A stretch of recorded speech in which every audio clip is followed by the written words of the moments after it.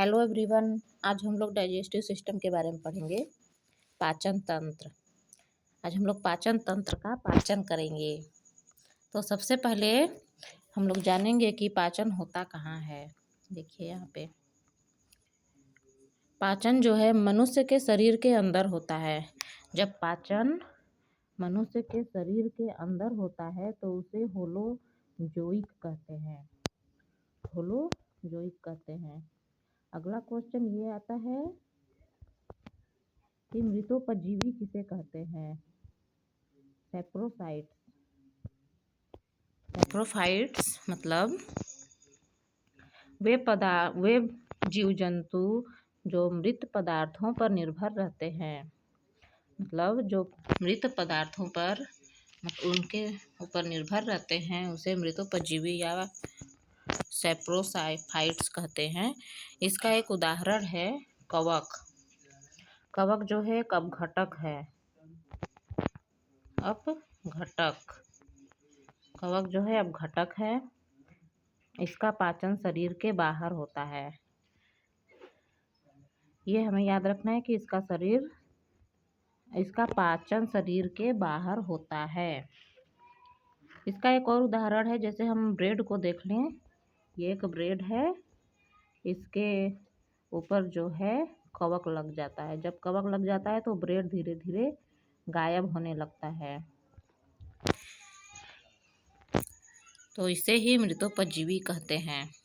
अगला क्वेश्चन पूछता है कि परजीवी पैरासाइट्स जो दूसरों पर निर्भर रहते हैं उसे परजीवी कहते हैं। पैरासाइट्स ये एक वायरस होता है। जैसे कोशिका में एंट्री करने जो वायरस होता है कोशिका में एंट्री करने से रोकता है। वायरस दूसरे पर निर्भर होता है। जब तक कोशिका में एंट्री नहीं करेगा वायरस उसको पोषण नहीं मिलेगा और यह समाप्त हो जाएगा। मतलब कि वायरस का कोशिका से लिंक अगर हम हटा दें, वायरस से ये जो कोशिका है इसका लिंक हम यहाँ हटा दें तो वायरस जो है धीरे धीरे समाप्त हो जाएगा।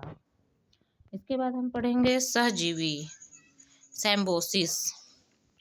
जब दोनों साथ साथ रहेंगे, इसका मतलब है कि जब दोनों साथ साथ रहेंगे मतलब मिल के एक दूसरे पर आश्रित नहीं रहेंगे, एक दूसरे का साथ देंगे तो उसे सहजीवी कहेंगे। उदाहरण के लिए जैसे इसका सबसे बड़ा उदाहरण है लाइकेन। ये लाइकेन है। लाइकेन तो किस किस का पहला प्यार है लाइकेन। लाइकेन को यहाँ हम जानेंगे। यहाँ पर एक कवक हो जाएगा और शैवाल हो जाएगा। ये यहाँ पे एक होता है, जैसे हम आगे जाएंगे। लाइकेन का उपयोग वायु प्रदूषण को नापने में भी किया जाता है। लाइकेन का उपयोग वायु प्रदूषण को नापने में किया जाता है, रोकने में नहीं, नापने में किया जाता है। वैसे ही एक दाल होती है, दाल के अंदर जो गांठ होता है उसमें राइजोबियम जीवाणु पाए जाते हैं। क्या पाए जाते हैं? राइजोबियम जीवाणु पाए जाते हैं। ये हमें याद रखना है कि दाल की गांठ में राइजोबियम जीवाणु पाए जाते हैं, जो सहजीवी का ही एक उदाहरण है। वायुमंडल में जो नाइट्रोजन उपस्थित रहती है तो राइजोबियम का कार्य है जो वायुमंडल में जो N2 उपस्थित रहता है नाइट्रोजन को ये नाइट्रेट में बदलता है। और नाइट्रेट का काम होता है फर्टिलाइजेशन करना, उर्वरता को बढ़ाना।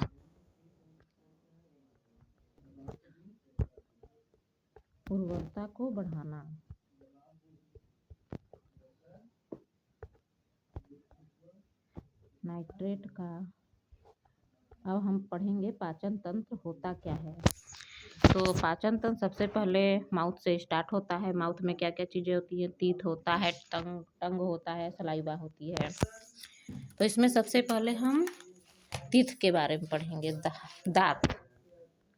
यहाँ पे देखिए मैं एक दांत का डायग्राम बना रही हूँ। ऐसे दांत बन गया। इसमें एक परत होती है जिसे इनेमल कहते हैं, इनेमल। इसके ऊपरी परत को इनेमल कहते हैं। तो मनुष्य में क्वेश्चन पूछता है कि मनुष्य में सबसे कठोरतम पदार्थ कौन सा है, तो इनेमल जो है सबसे कठोरतम पदार्थ होता है। अब मैं आपको एक चीज़ ऐसे बताऊंगी जिसको आपके सामने रहेगा लेकिन आप उसे यूज नहीं करेंगे। इनेमल क्षतिग्रस्त किस चीज़ से होता है? जब हम किसी एसिड को क्षतिग्रस्त किस चीज़ से होता है?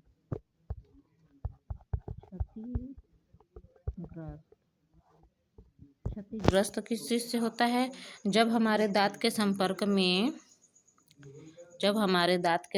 में अम्ल आता है तो उससे जो है इनेमिल क्षतिग्रस्त होना स्टार्ट हो जाती है। लेकिन इस एसिड को काउंटर करने के लिए हमें बेस की ज़रूरत पड़ती है, यानी क्षार की ज़रूरत पड़ती है। तो इसके प्रभाव को कम करने के लिए हम क्षार का प्रयोग करते हैं। क्षार जो है टूथपेस्ट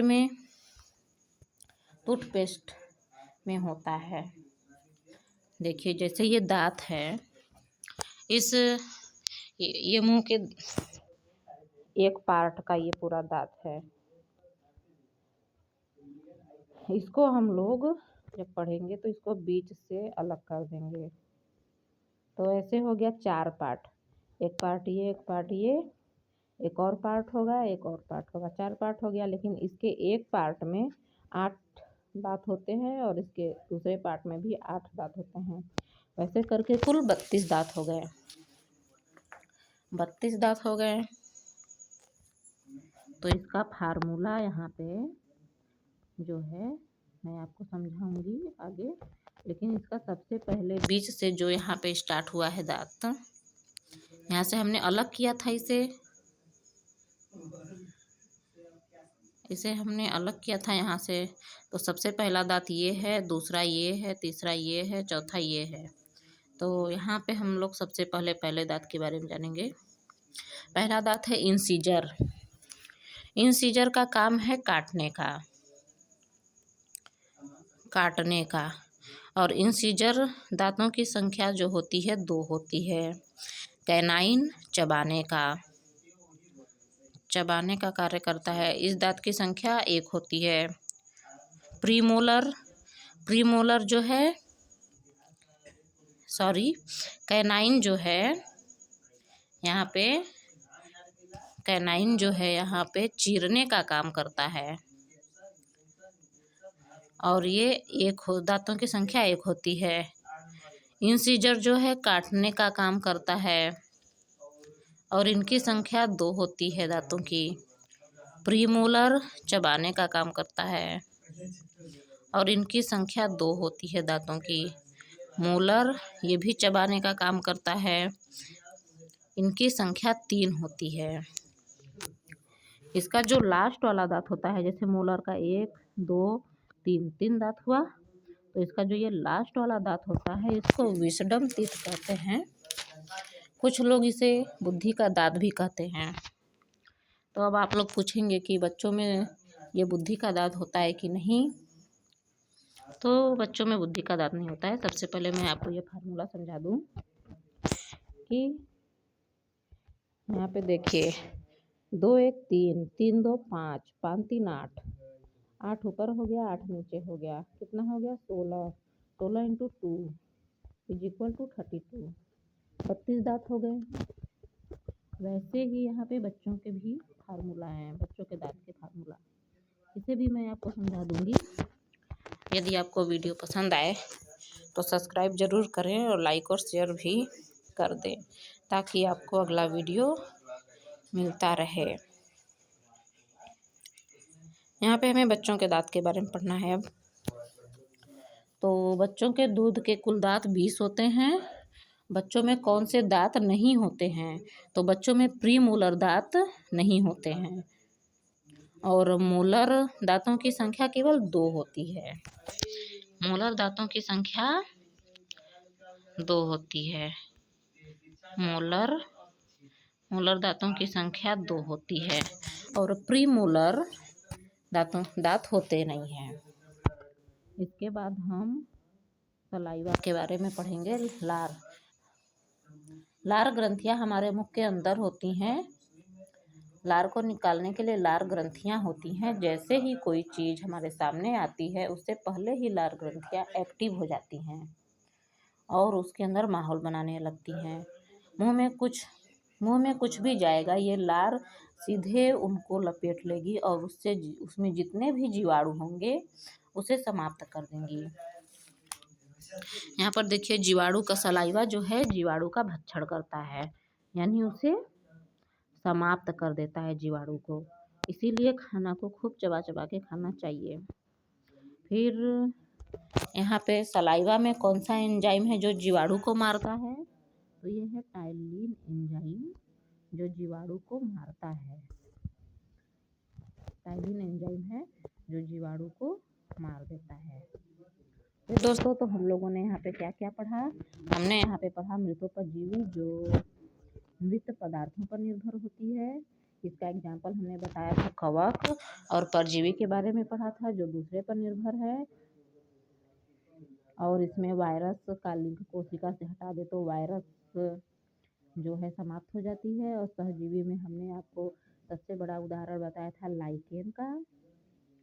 और दाल की गांठ में जो राइजोबियम होता है, ये वायुमंडल में उपस्थित नाइट्रोजन को नाइट्रेट में बदल देता है और नाइट्रेट जो है फर्टिलाइजेशन का काम करती है। फिर उसके बाद हमने पित्त के बारे में पढ़ा था, फिर सलाइवा के बारे में। अगला हम लोग अगले वीडियो में पढ़े, इसके आगे का हम लोग अगले वीडियो में पढ़ेंगे। अगर आपको वीडियो पसंद आए तो लाइक सब्सक्राइब जरूर करें। धन्यवाद।